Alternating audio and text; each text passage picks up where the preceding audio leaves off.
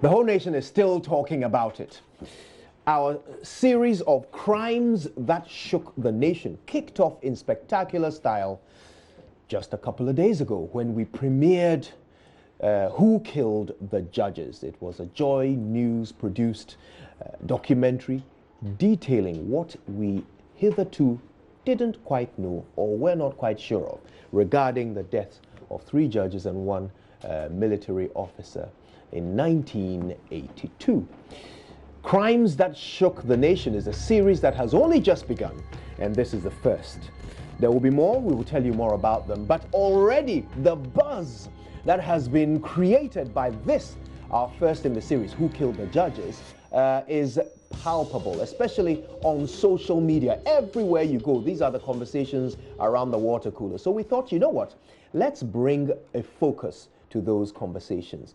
All the questions you've been asking out there, we're going to deal with them today. From whether there was a political motivation, to whether we actually answered all the questions on your mind, to what is rumor, what is conjecture, what is opinion, why didn't we interview him or her? We'll answer them all because our guest today is the producer of Who Killed the Judges. Let's say good afternoon to Raymond Aqua. Ray, good afternoon, my good brother. A fantastic job is what you and the team did on this documentary. You have literally filled gaps in our history. But as with every compelling piece of work, it's followed by questions, right? Certainly, of course. Yes. Well, before we get to the questions that we are ready to answer, why don't we enjoy a clip from Who Killed the Judges? That time, I went to the hall. I went and called my husband that is being wanted by someone. When he came, he was told that he was dead at Burma camp.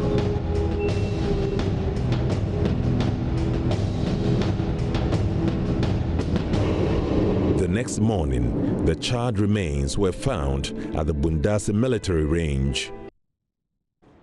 And that's only a part of the sordid story. Now, of course, social media has been going crazy. Some of the questions have been broad, like, what's the political motivation behind your work? Let me ask you that first, okay, while we're getting ready to see some of the other comments that have been made. Yes, was there a political motivation behind the production of this documentary? There was a motivation, but there's nothing political about it. I mean, we are journalists, to be clear in our minds. Our business has never been dictated by the politics of the moment or any other time. The motivation was pretty obvious, and I'm sure we do know, I've said this consistently, that the people who do not know their history, they end up either repeating sections of the history which is sordid and ought not to be repeated. The perfect example is when we had the Moon 33 incident happen in the Supreme Court. I was, and many have said same, that the reaction of the court, the upheaval in society, and I was in court covering that particular incident, you could see how people feared the Supreme Court's treatment of the gentleman. It was because there's a history to it. The people's relationship with their judiciary has had a long history. 1982 was virtually the precipice. In fact, because of this particular incident, many believe 3 different attempts to overthrow even the military junta then was all linked to the killing of the judges. So we sought to bring to light what was it about this incident and the aftermath of that incident that is so controversial, that is so important, that is still lingering on the minds of many, that we properly have to put in its place in the right context, in the right perspective, so we can at least have the next 2 or 3 other generations. Because the killing of judges happened during the revolution. We know of the American Revolution. We know of the English Revolution. Throughout history, there's been so many of them. The French Revolution. Ghanaian Revolution has not been put in its proper context. This was just one of the ways of having to put in the right context. Again, the emblem, the bigger name, the umbrella name is Crimes That Shook the Nation. From what we have told you, well, from what we have actually known over the period, if there's any crime that shook the foundation of this country, this is one of them. You do recall the Human Rights Watch immediately in the next year made that their biggest story of the year. wrote letters to the Ghanaian government at that time, demanding answers from the government too. The government tried with the probe. There were other times and other things being done to try and get to the bottom of this matter. That is the more reason why in this century journalism, and let's be clear, elsewhere others do it. Al Jazeera have done similar stories. The BBC, in fact, just when we're working on this, the BBC went back to some hip-hop story about Tupac and what happened to his death and why has it not been concluded. They might argue it's not a hip-hop story, but a culture story, that's right? an interesting one. Indeed, indeed. Yeah. So, but all of this tells you one story. We need, as journalists, to move beyond just telling the daily stories of who said what, to getting to tell the bigger stories, sometimes more controversial stories, unearthing and probably putting the best perspective. And today, if you like, check the internet, the only audio-visual record of what happened to the judges in 1982 is what we have put together here. So the internet being the biggest place that's happening to this generation, in the next 50, 100 years, we'll still have this story as representing an important episode in our history. Indeed. That was the motivation. Now, of course, once this was put out there, the reactions were, quite varied. And I want to share a few of them with you. Perhaps we'll start with Twitter, one of the platforms that houses some of the most opinionated Ghanaians, but they certainly give us great content. Ronnie K is a great example. He said, under the hashtag Who Killed the Judges, he says the documentary was definitely a great documentary, but my question is, what was the political motive for doing the story? Well, Ronnie K, we've just addressed that particular question. I hope it's been to your satisfaction that the motive in this case was to address an important aspect of our history. Here's one. I wish to ask Raymond Aqua, how did we get to this point where judges were killed? I guess someone is calling for a quick summary of what happened. Okay, so briefly I can say it this way. We do record that in 79, the Jerry Rawlings, and of course the June 4th coup was not, it was even an uprising of junior officers against senior officers in the military, and indeed it was not done by Jerry Rawlings. He came in May 15th. When June 4th happened, he was actually in jail. It was June 4th that broke Jerry Rawlings out of jail. He became the leader of the AFRC, the Armed Forces Revolutionary Council then. When he led the AFRC sought to do house cleaning first. So there were courts, some say they were not proper courts. There were courts and military marshals that some of the generals were sent to, hurriedly executed after being found guilty. And People's also, tribunals? Yes, then later on, there were also other marshals, court marshals, where ordinary citizens who were deemed to have done wrong things, ordinary citizens who were believed to have actually done things that were contrary to the law, were also, in a matter of haste, dealt with. Some their properties confiscated, some they were removed from their positions, and some were done some wrongs in the process of that. And we all know that there were other atrocities, you may want to term it excesses, in the throes of all of this happening. Now, there was a change. There was an election in 79. The Liman government came in. When the Liman government came in, Rawlings handed over to Liman. He sought to restore judicial justice, as in have the courts function the way they ought to function. So some of the people who were dealt with by the AFRC went before the courts, seeking not only an overturn of what the judgments were at that time, some of these were successful. So I have a litany of cases that these judges dealt with. Some of them, they ruled in favor of the individuals who were dealt with in ways they didn't like by the PNDC, or individual members of the PNDC were also dragged to court and they had to forfeit some property or make some, or lose cases which were supposed to be other individuals' contention. So if the FRC said you stole money, so we have taken all your properties, you could go to court and have that decision overturned for lack of proper evidence. Because those courts were, to some extent, you have to justify that you had not stolen the money. So they call you in and say, you have this property. Show us why you should not be put in jail for having this property. And that was the background to it. Right. So some of these people went back.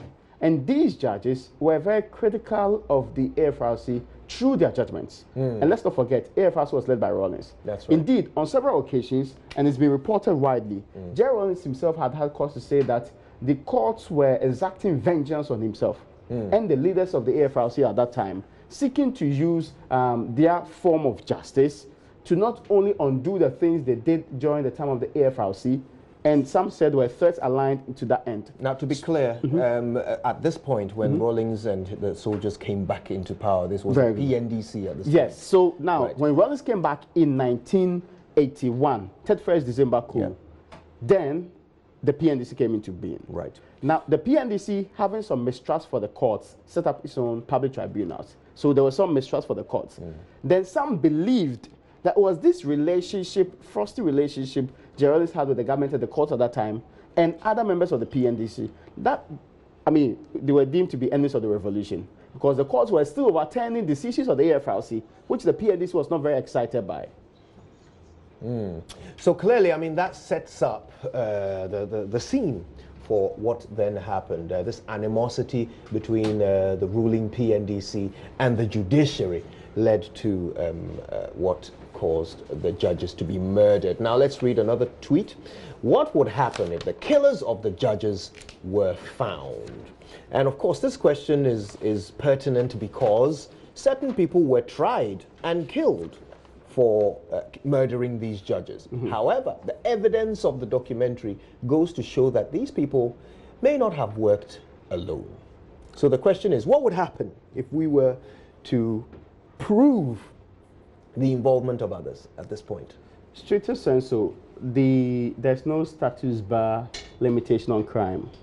Again, for involvement in other things, when we transition to the 1990 Constitution, we put in specific transitional provisions which sought to actually provide some guidance for other people. If you check the National Reconciliation Commission's work, even the commission left a window of opportunity for those who felt that they had evidence to incriminate people to proceed with that. One interesting part, when the first investigative body, the Special Investigative Body, was put together, Justice Azukrab's committee recommended. This was in the 80... This was in 83. 83.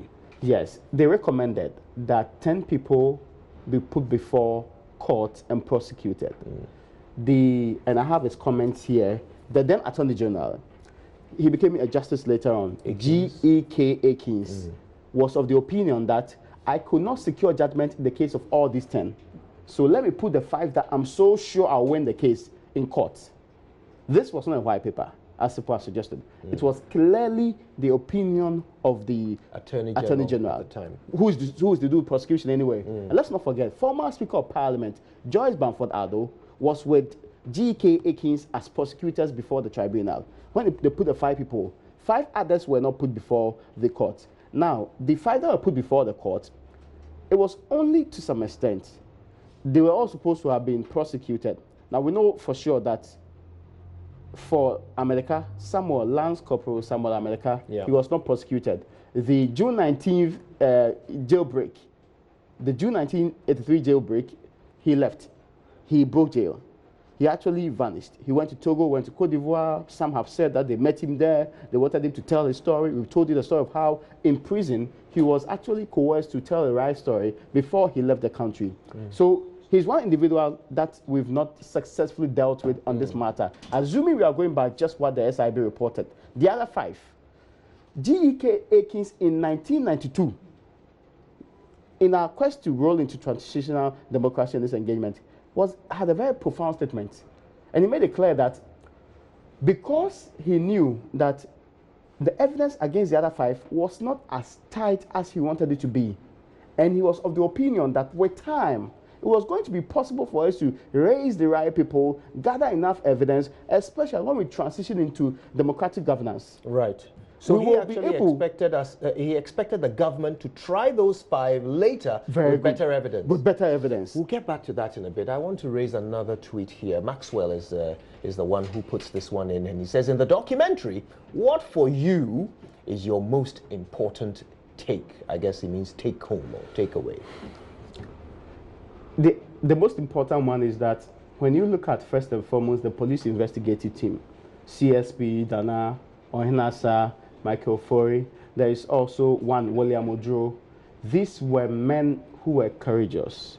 They, at a point in time, realized that the system was not even in favor of their doing, and yet, no matter what happened, they were consistently of the opinion that no matter what will happen, we will deliver and serve this nation. I doubt if in this generation I can have the courage.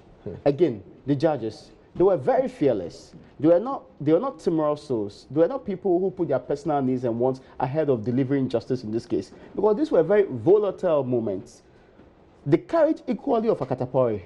He said, so far as I do not know why I'm in prison, so far as I've not met the man who sent me and led me into the things I had done, there was no way I was going to eat. For 12 clear days, the man went on hunger strike for his principles, misplaced or lack thereof. I was shocked to see that at that time, there were principled Ghanaians who would die for their principles. And I guess the significance here is that this was in a time of military rule. It's Very not good. like today, where There's a lot of convenience, yes, actually. there's rule of law. Back then, you could wake up in the morning and find a dead body on your street because they'd been shot by some soldiers. That is how volatile society was back then. And in spite of that, what you're saying is that there were heroes, like the investigators, who stood on their principle and continued to do the job, whether or not it put their lives in danger. So I guess that is your most important take. Now listen, we're live on Facebook. We're on Facebook Live right now. So hello to all of you joining us via Facebook Live. We want to see your comments under our current broadcast on Facebook. We will share them. We will answer your questions. We will get to the heart of the issues that you have taken away from this all-important documentary, Who Killed the Judges. Now, Apia Kusi asks this, or says this: Rawlings revolution brought by evil. We should ban coup ceremonies now. If the Chief Justice is qualified in her job, she shouldn't allow this coming 31st December coup ceremony. Let's watch. So I guess that's an object of controversy, that even in democratic rule, we still observe 31st December, June 4. Well, we don't observe it, but certain Ghanaians observe it in ceremonies. Not nationally. I do remember that the MPP went to court as an opposition party in the run-up to the 1996 election, and all that they wanted was that days like this be taken off our statute books. That's why we no longer had June 4th, we no longer had 31st December being celebrated with resources of the state. So individuals can gather to commemorate the day, but it's not a national event. Indeed. Right, well, keep your tweets coming, keep your thoughts coming through. We'll share them all right here on this special interactive edition. Let's call it meeting the producer of Who Killed the Judges. Now, Raymond, here's another one from Richie Kweku Jr. It says, did JoyNews try to speak to Rawlings and Chikata? This documentary is meaningless until JoyNews interviews Captain Chikata and JJ Rawlings, who are the prime suspects. Yes, we did try, and in the case of former President Rawlings, I've been laughed at for having pictures of sleeping in his home someday. Yes, because I was waiting on him. Indeed, on 2 different occasions, I spoke to him at length. Wonderful things, nice things he told me, but they were not to the specific subject I wanted him to speak to. Then he told me he was tired, and of course he's an old man now. He was tired and that we should come another day. One of the days we virtually got to him doing so, he said, no. He's been advised that he's putting together a book, and that's something I'm looking forward to. Right. So he would prefer putting all of his experiences and some of the answers to the questions we wanted in his book. Then again, for Jerry Joe Rawlings, the most controversial issue was the very recording that exonerated him. Do we have evidence that suggests that he spoke into that? Yes. We went back and realized that the National Reconciliation Commission went back and forth with him on this matter. So what was his answer to the most important evidence that exonerated himself and also Captain Chikata in this case?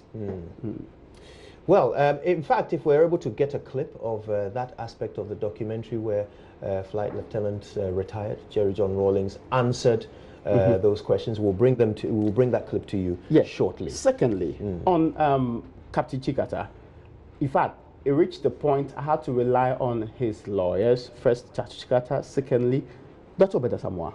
And it was all becoming unsuccessful because I'm told that, he says he's put this behind him, he's moving on, and all of that. But Dr. Beda Samoa told me that why am I worrying myself when what I want is what he said before the NRC again? So we went back. So did he answer all the questions? I had follow-up questions for him. I think even if we got to talk to them, at best we'd have gotten reflections back to the substantive issues and the lingering questions. They were partially dealt with, and most important ones were dealt with, and there was evidence to suggest that. So that's why we put those evidence in the report, so that we did not have no representation of their sides in the story at all. And there are some interesting questions that, like you said, follow-up questions that it would be great to ask some of these individuals. For example, with the former president, we know that according to the investigators, when the matter was taken to, and actually according to Brigadier General Nunu Mensah, who was the Chief of Defense Staff at the time, when this matter was, when he approached the Flight Lieutenant Rawlings with the news of the death of the judges, he called for Amatikwe. Yeah, there was a meeting. Yes, and he called for Amatikwe, according to Brigadier General Nunu Mensah. Is this an indication that the former president either knew or at least suspected that Amatikwe would be involved? Okay, now, the interesting part is that the former president, on the 4th of July, the death happened, the abduction happened on the 30th of June. Yeah. On the 4th of July, the former president had actually invited. He had done a press conference. In that press conference, he made specific statements, and I want to just quote the sections of that statement so that we put it in the perspective required. Right, so this was a public statement. Yes, this was a public statement. I mean, he was on air, it was heard on GBC, and was live to everybody's hearing. In fact, he mentioned that just yesterday in the evening, what is clear is that this shameful act has been carried out by enemies of the nation who are sworn to turn back the clock of this country and to restore a system of enslavement of the people. He proceeded to say that he wished to assure the nation that every effort is being made by a special high-powered investigation team to trace the criminals who have perpetrated this horrible act and to deal with them, whoever they are and whatever their motives, and in accordance with democratic laws of this country. Interesting accounts there. This was on the 4th. Now, the undisputed, and everybody in this case had a cause to dispute that, account of Amatikwe, and which is being supported by Nunu Mensah and also others, was that he went to Jerry Rawlings' office, the PNDC's chairman, and on entering the office, there were others there. He asked him about whether he knew something about the arrest of the judges. So then he answered that Rawlings asked Amatikwe. Then he answered that I know something about the arrest. He asked me again whether I knew the two of them and whether they were Amedeka and Senya. He asked me to get into contact with Amedeka to find out where the suspects were being kept, i.e., one, the former president knew that there were suspects in this case, which is the judges, and that they were being kept somewhere. It was at this point that I told him that I had already seen America, and he had told me he had killed the suspects at Bundasi military range. This was on the 2nd, purportedly, and 2 days before he made the public statement, saying that this was done by, first and foremost, enemies of the revolution. It doesn't suggest same here. America was part of the PNDC, not a member as in one of the ruling members of the council. He, Amatikwe, was a member of the council. He knew enough to represent the story to the, what they call the chairman of the PNDC at that time. So that was something that nobody had queried the former president on. This particular incident. Nobody has sought to clarify with him what really happened. Did you really know, or he had forgotten about it? But perhaps all of this would have been useless if Amatikwe had exonerated him, which is where the tape came in, which is where the tape became the most important evidence in the conversation. Right. But I don't know whether that would have completely removed any questions from the former president, because there is a timeline discrepancy, okay? Because he says in a public statement on the 4th that we don't know who these people are, we're hunting them down. On the 2nd, according to Amatikwe, he says, find out where the suspects are being kept, so that he already knows there are suspects.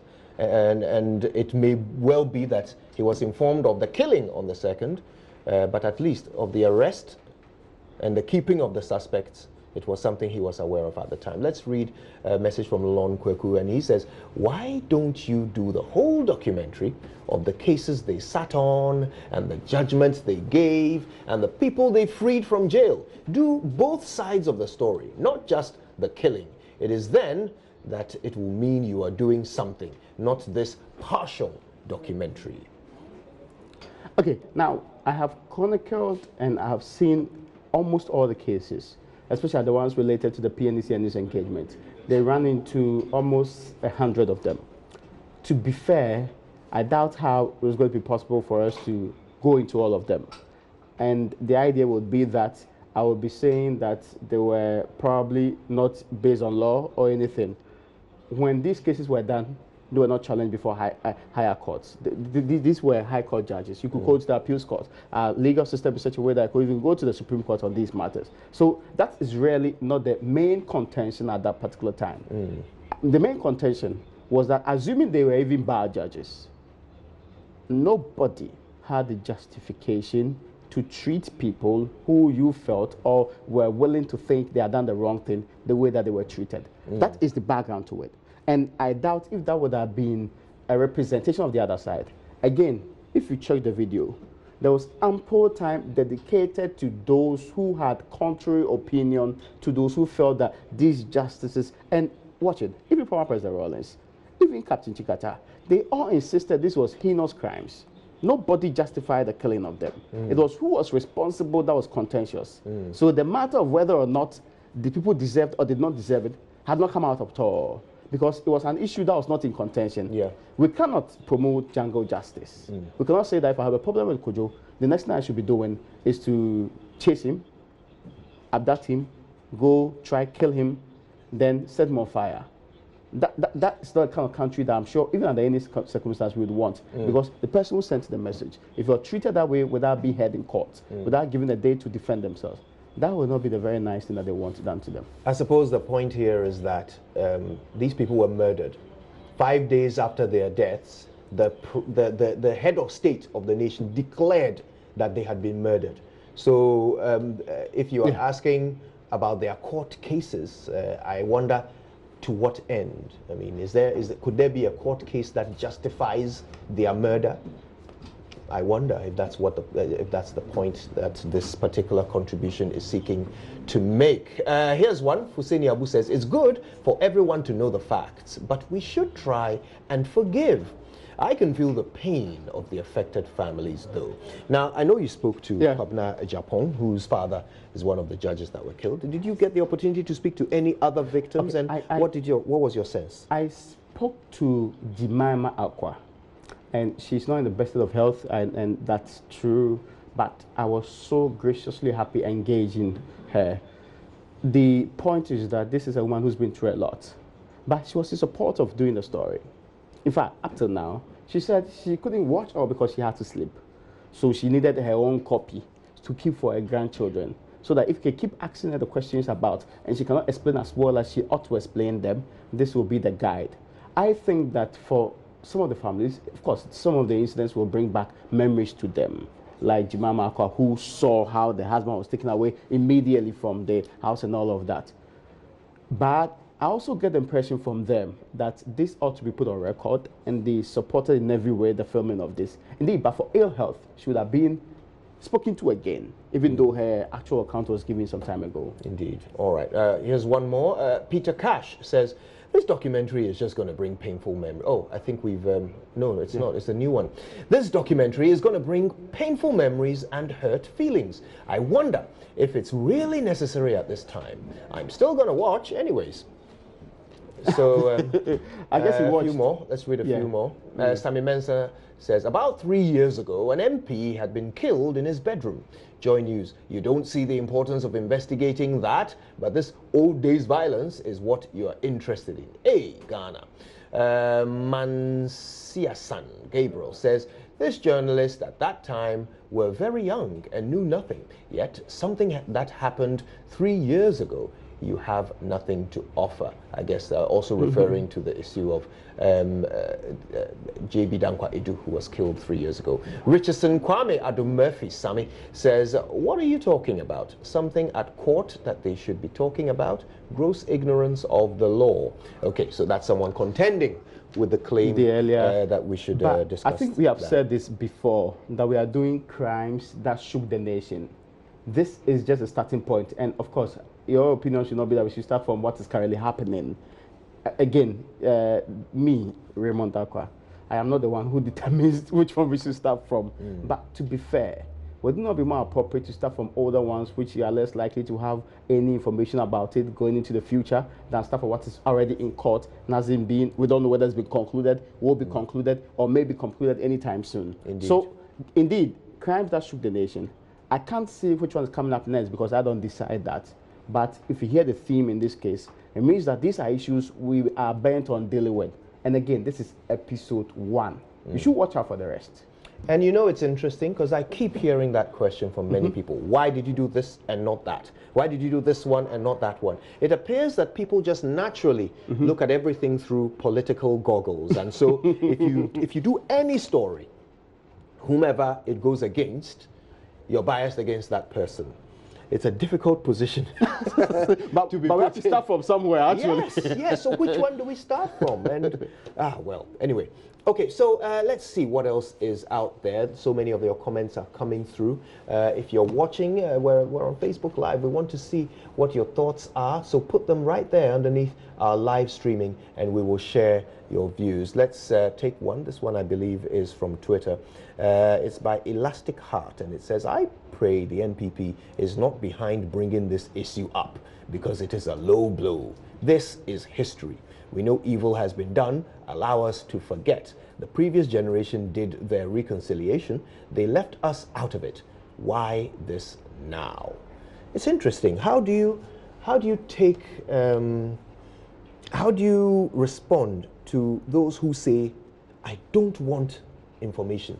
Don't give me information," when, as a journalist, your job is to give the information out there? And I dare say that these same people will be willing to watch or have watched a lot about the other revolutions elsewhere, have actually spent quality time watching the South African apartheid videos, also have seen the Rwandan genocide videos, but they are very own. And there's something with how people react to something they don't like. And again, it's not for just a section of the society, it's for the entire society. Some would have difficulties watching, others would embrace it fully.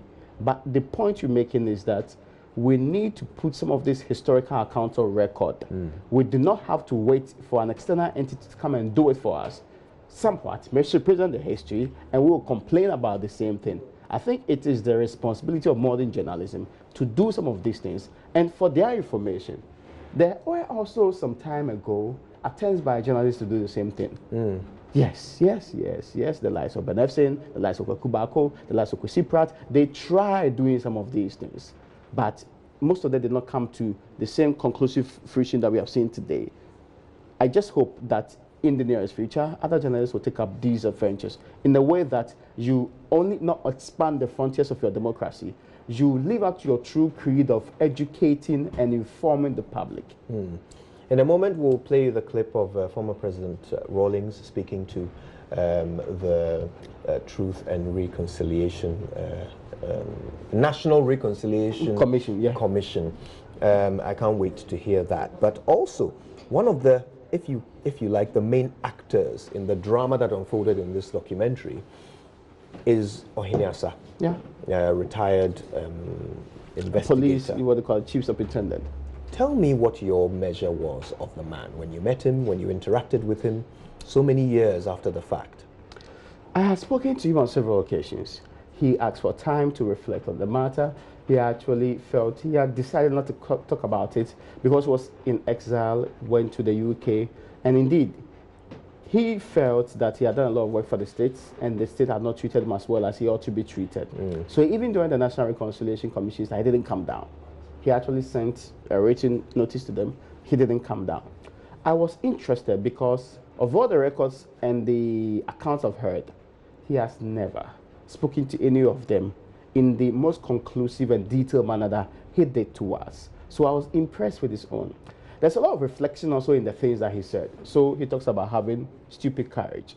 That from hindsight and on hindsight, there was no way he would have dared the state the way he did, and would have been very bold in confronting very influential people in the state in the quest of doing his job, because he put his life at risk and actually gave a distance between himself and the family in some form. So this is a man of supreme courage who is very reflective And that's the impression I got from the accounts that he gave.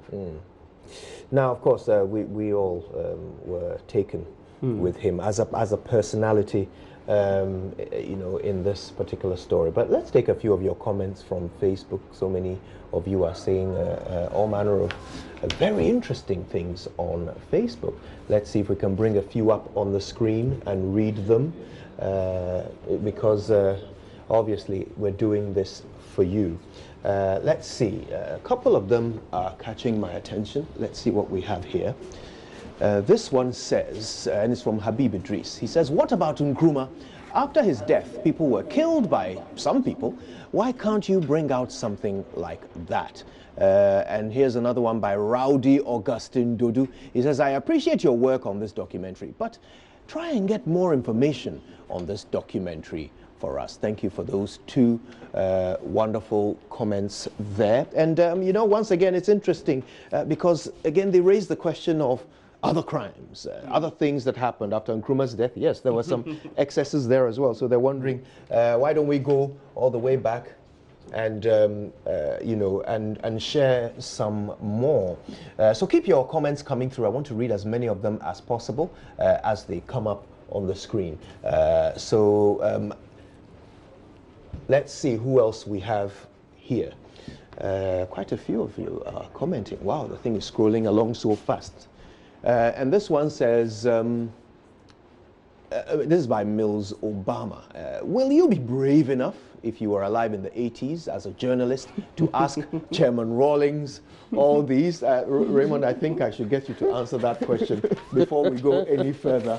Because, yes, I guess it's easy to be brave in an era of rule of law, right? Yes. But would you possibly have been able to go up to a military leader and ask him, you know, where were you at this time? Why did you issue this pass to this person? I doubt. So I actually, in his book, George Adeku made reference to how the SIB itself failed to invite the chairman of the PNDC and his wife over certain questions. In fact, the questions were pretty simple as to when he was told by Amata Kwe vis-a-vis the July 4th broadcast, if really he had been told by Kwe as alleged, then what was the motive behind such a broadcast and his other pronouncements, why the jeep was parked in his house, the circumstance under which the keys were left on the dining table, whether or not it was known to the wife of the chairman of the PNDC that the keys to the jeep and the jeep itself were being kept in the house. And also, what were the reasons for these?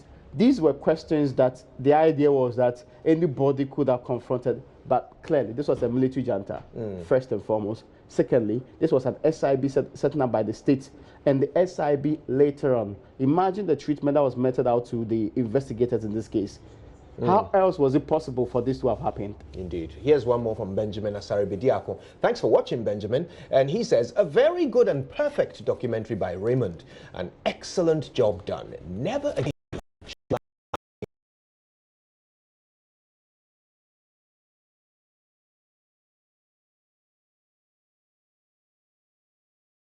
The judges and who ordered their killings. Of course, Benjamin Asaribidiako, known as Asaribi, writes to us from Columbus, Ohio, in the United States. And I guess he sums up the thoughts of many, that who ordered the killings is still something yet to be proven.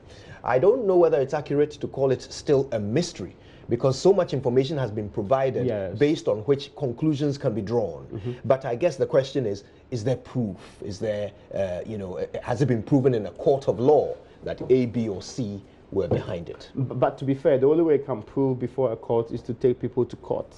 That's the difference in this case. And again, I mean, that was also the suggestion of the National Reconciliation Commission, that since the people were not put before court, you've heard the father to say the same thing. You've heard Sam Okujeto say the same thing, that without a judicial process, you cannot conclusively make some of these statements. Let's read a few more. Nana Yawamwakon says, is Ghana ready to tackle this issue without politicizing it? Down here in my country, the heat rises and politics cools it down. Well done anyway, but let's walk the talk. Well, there's a call. Thank you, Nana Yao Amwako. Keep your messages coming through. Read them all. Here's one by Dominic Elson. It says, Sir Raymond, you did great work. In your documentary, you said Mrs. Cecilia Krantingado was born on the 24th of May 1956 and called to the English bar in 1963. Does it mean she was called to the bar only when she was 7 years old? I noticed that as well. Yeah, I think that was an anomaly, and actually it was 1936 that she was born in this particular case. That's an interesting part. Anyway. All right, Henry Okokote Nikwe says, what do you stand to achieve in this documentary? Picking video from the past Reconciliation Commission inquiries and polishing it to suit your parochial agenda, which is not answering the doubt on people's mind and rather creating hate in a different dispensation. Let sleeping dogs lie. I think this brings to the fore a certain question. In this documentary, were we seeking to meet the burden of proof that a court would require with the information that we added? And if we did not meet the court's burden of proof, should we have decided not to put out the information that we had? So how would we, if we were still subjected to a judicial process, determine on our own that we met the burden of proof or not? How are we in the position to do so? I think what we did was journalism. Yeah. We didn't do a lawyer's work. We didn't do the court's work. We didn't do any judge duties. And I'm sure that over the period, the people have actually tried to do some of these things. The journalism is not to go out and say that you have killed, so I've sentenced you to 24 years imprisonment. I think that we made pretty clear on that particular basis. So look at it from the lenses of the information we sought to give, from the evidence that has been given in times past. We told you what has happened. The chronology of events we played out to you to show that in 36 years, what has happened in connection with this particular crime and the relations to that. Right, back to Twitter now, and Papayao, who is tweeting at Anopawachi, I love that, says, the documentary on Who Killed the Judges just made me feel like I can explain to my curious kids when we pass by the Supreme Court one day. He tags Joy FM and Adum Online and says they have filled the gap so that history can be passed on. We can't lose our identity. And I guess this highlights the importance of this job that we do, right? Spot on. Thank you for that, Papa Yao Anopa Wachi, making me crave things at this time of the day. But thank you so much, Papa Yao, for your comment. There are many others, and we'll share them with you as they come up. But no doubt, the role of filling the gaps in history is an important one. And there are those who criticize. I guess they would just feel better if those gaps were left unfilled. Is that a fair conclusion, or is it something else that causes them to just not be so happy with I think we shouldn't be surprised, because this divided the nation at some point in time. My hope was that we could move beyond that, then say that, okay, so we have a true record of what has happened over the period, let's learn lessons from it and move forward. The expression "never again" was one of the key words that the Reconciliation Commission actually used in its own. Even the SIB, in the final months of his report, said everything should be done that we are reminded. And to be fair, this incident, there's a reminder on it every single year on June 30th by the Ghana Bar Association. I'm sure many people have heard and seen that before. The Martyrs' Day is celebrated in this republic. Indeed. Right, and here's one more from Twitter. Sika, who tweets at Sika Love, says, who killed the judges? But where is Amate? I guess where Amate Queen. Does he have any living relatives? It would be nice to know their take on this. To be fair, Amatekwe's relatives, some of them are known. I was able to reach out to a daughter of Amatekwe. She categorically stated to me that she was not interested. She was not going to comment on it. I tried. I think that relationship, as in getting to get her to talk. And I also wanted to know if she had any personal reasons for it. She said no. And she'll be pleased if I didn't put it out there, her name, or if I didn't connect her to the story in any way. I didn't have a problem respecting her opinion on this matter. All right, Ato Ozanapia says, this was a great documentary. Those behind this should keep it up. Well, Raymond, there you go. You have your marching orders. Kwame Seth says, watching Who Killed the Judges has taught me one thing. The spider web always traps flies, but never a cow or a dog. The big men will always make you the scapegoat when yawa pie. As young people, we for wise up. That's good advice, isn't it? Yes, I mean, yes. It's kind of the lessons that I think, and I'm happy that people are picking lessons from this. We need to learn. We need to repeat less of the court invasions. We need not to insult judges in ways that will get us in trouble, like happened to the Muntie 3, and all of these things, because there's a history to it. Yes, and Bokwa Bligli will not always be there to get you out of trouble. Now, you see, people have talked about the impact of this and whether or not as a nation we've learned from the events of that that era. And I wonder whether we have, because not so long ago, we saw members of the invisible forces, allegedly, breaking into a court to free their comrades who were supposed to be there to face the law. Are we getting to the point where, even in a democratic dispensation, Ghanaians feel able to take the law in their own hands and desecrate a court in the way that we've seen them do in recent times? Kujo, that was the surprising part, and that was part of the impetus. Let's be clear, this work started in 2016. That's why we decided to do this. And you remember, it was around the same 2016 that there was conversation big time about what happened in the case of the Muntie 3 and all of the relations to that. It was, I mean, I thought after the Muntie 3, nothing of this sort could happen, as in the case of the, what they call invisible forces.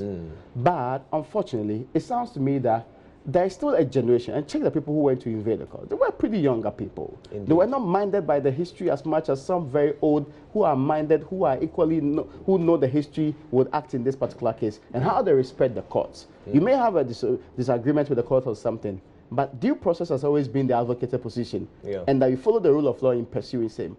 That was one other reason why this documentary was so important and needed to be done as soon as possible, so it can at least discourage further attacks and conduct of this sort. Right, here's a suggestion from Christiana Mensa. She says, do a documentary on the murder of the Yana in 2002. Well, the series is called Crimes That Shook the Nation. So, who knows where we'll be going next with it. But thanks for that suggestion. Henry Okokote-Nikwe, I think we've read this one already, where he talks about the Reconciliation Commission inquiries and the videos that we used from there. Right, so of course the question is, could this thing happen today? And unfortunately, it looks like there is evidence to suggest it very in different forms, in different shades, in sometimes mild forms, but equally brazen forms. This is happening. And the worst part is that because of how we politicize everything, we don't see crimes as crimes, and it showed even back then. We joined the military junta. We do the same even now. People think that they have the covering of the state when it comes to some of these. People think that they have support from their political party. Check the number of people who invaded the court during the Muntie 3.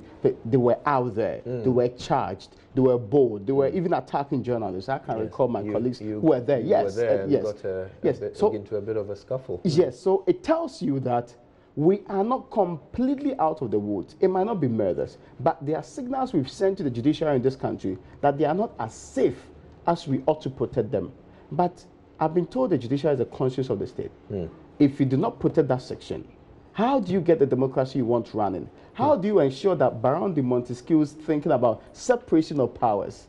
And I see sometimes people want to bastardize the institution, but they forget that at the last time that they need their rights upheld, this is the same institution they have to go to anyway. Indeed.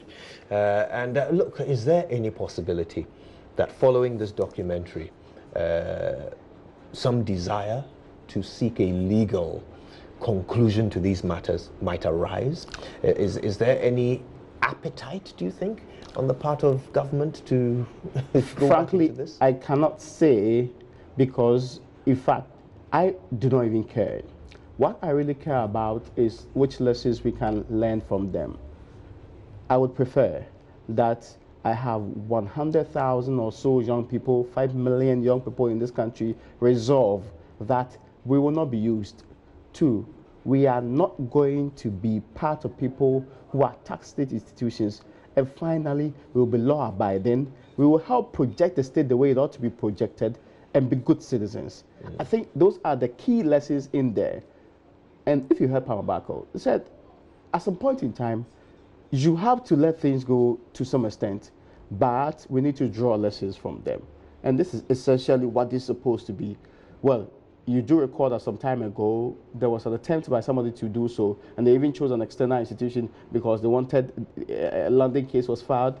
Some did not cooperate. In fact, Judge Akum said he was invited, said he was not going to go to any London court to go and help anybody's case. It tells you that some within time try.